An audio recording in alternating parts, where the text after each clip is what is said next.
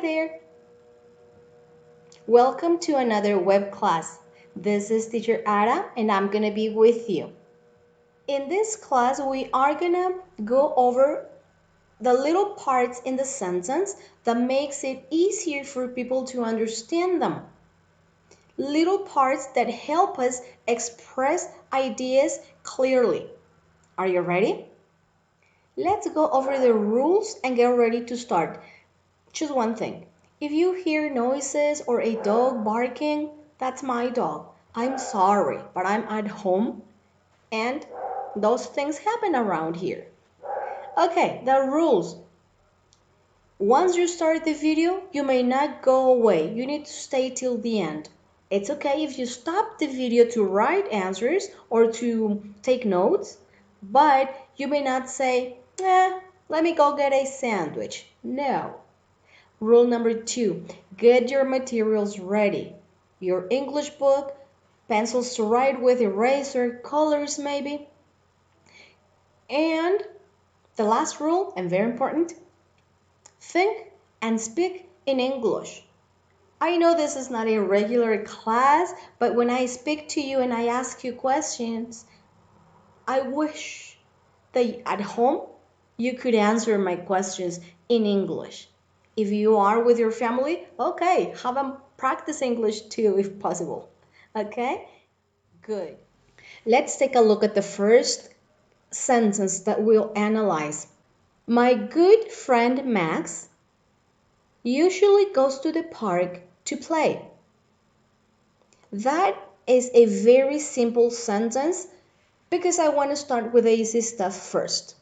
Okay? In that sentence, can you identify the subject? Who are we talking about in that sentence? Are we talking about a boy, a girl, many people, some animals? Who are we talking about in this sentence? Max. But then, do we choose to say Max or are we adding other words around Max? Not only we're saying Max, we're saying our good friend Max. Yes, we're talking about Max, but we're saying Max is our good friend. We're using possessives. My friend? Your friend? It says our good friend Max. Our good friend. It's your friend and he's my friend. Our good friend. Now, we know we're talking about our friend. That's the subject. Our friend Max. Excuse me. Now, are we using words to describe Max? What are we saying? How are we describing Max? Are we saying he's nice, bad, smart? What are we saying about Max? He is good. He's a good friend. So our subject again is Max is our good friend Max. What? That is the subject, but we need the predicate to know what they're saying about Max. Our good friend Max. What? What is the predicate? Can you read it? Usually goes to the park to play. Subject is Max. This hand. Our good friend Max usually goes to the park to play. We have the subject and the predicate. This is like the maraca dance. Subject, predicate. Subject, predicate. Max, and what Max does. Now, in the predicate, can you identify the verb, the action Max is doing? What's the verb in the predicate?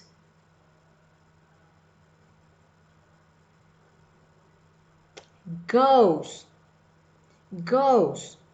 Now, that's the action Max is doing. He's going. Where's he going? Where is Max going? To the park. To the park. Do you remember? We said our good friend Max goes to the park. There's a word before goes. It shows frequency.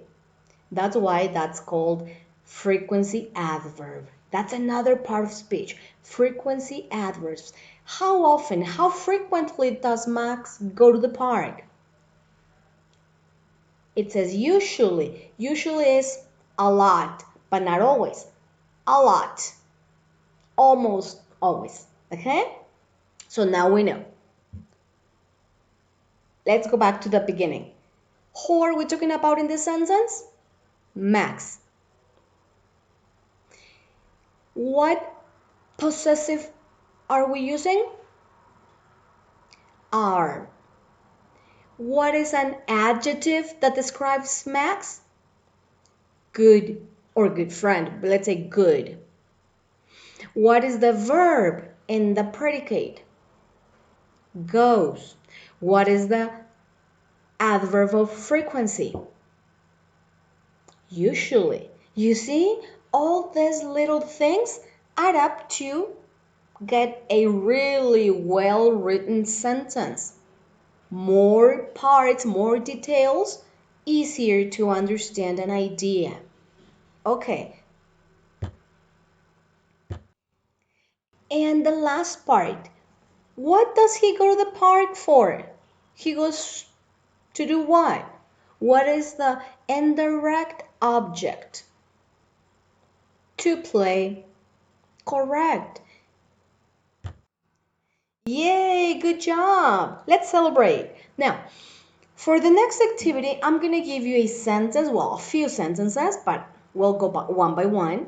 I'll give you a sentence, and then we have to identify the different parts of speech in a sentence.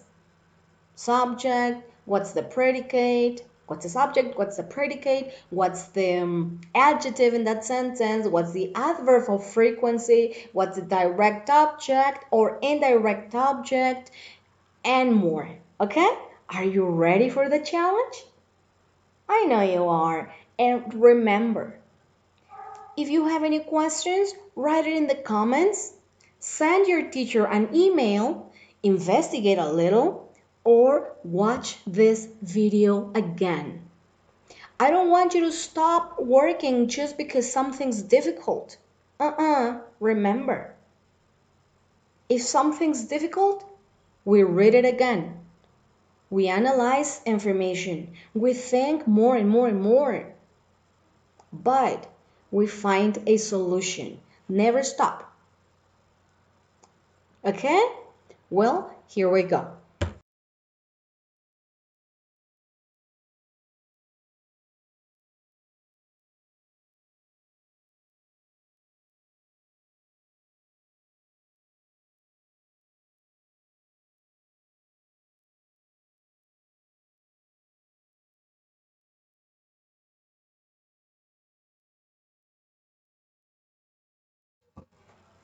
Phew!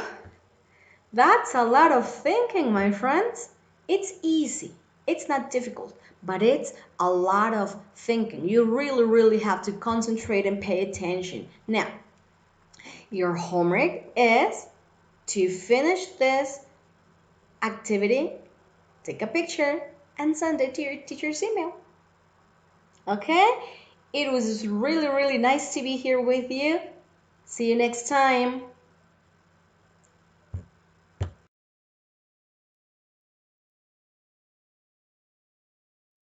They call me Cuban Pete. I'm the king of the rumba beat. When I play the maracas, I go ching, ching, ching, ching, ching. Yes, sir. Yeah.